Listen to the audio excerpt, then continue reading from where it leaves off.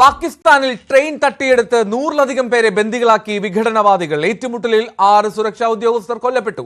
Peshawar കൊറ്റ റൂട്ടിലോടുന്ന Jafar express ആണ് Baloch liberation army തട്ടിയെടുത്തത്. സൈനിക നടപടിയുണ്ടായാൽ പ്രത്യാഘാതം ഗുരുതരമാകുമെന്നാണ് ബലോച്ച് ലിബറേഷൻ ആർമിയുടെ മുന്നറിയിപ്പ്. മനു ഭരത് ചേരുന്ന വിവരങ്ങളുമായി. മനു, ഈ ഏറ്റുമുട്ടൽ ഇപ്പോഴും തുടരുന്നുണ്ടോ? ബന്ദികളെ മോചിപ്പിക്കാനുള്ള ശ്രമം എങ്ങനെ പുരോഗമിക്കുന്നു? ബന്ദികളെ മോചിപ്പിക്കാനായി ആദ്യഘട്ടത്തിൽ പാകിസ്ഥാൻ ചില വ്യോമാക്രമണങ്ങൾ നടത്തി. പക്ഷേ ആ ഘട്ടത്തിലാണ് ശക്തമായ ഒരു മുന്നറിയിപ്പ് ഈ ബലോച്ച് ലിബറേഷൻ ആർമി നൽകിയത്.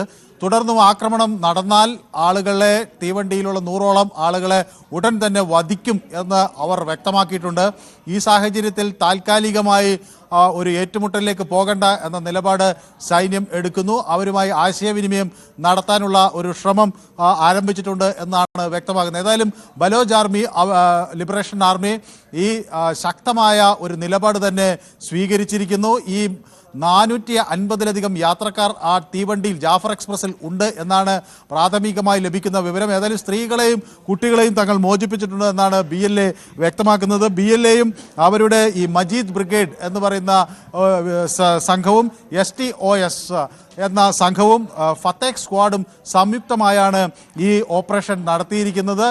തങ്ങൾ സ്വാതന്ത്ര്യ സമര സേനാനികളാണെന്നൊരു പ്രഖ്യാപനമാണ് അവർ നടത്തുന്നത്. പ്രത്യേക ബലൂചിസ്ഥാൻ എന്നൊരു രാജ്യം ഉണ്ടാക്കുക എന്ന ലക്ഷ്യത്തോടു കൂടിയാണ് അവർ ഈ പ്രവർത്തനങ്ങൾ നടത്തുന്നത്.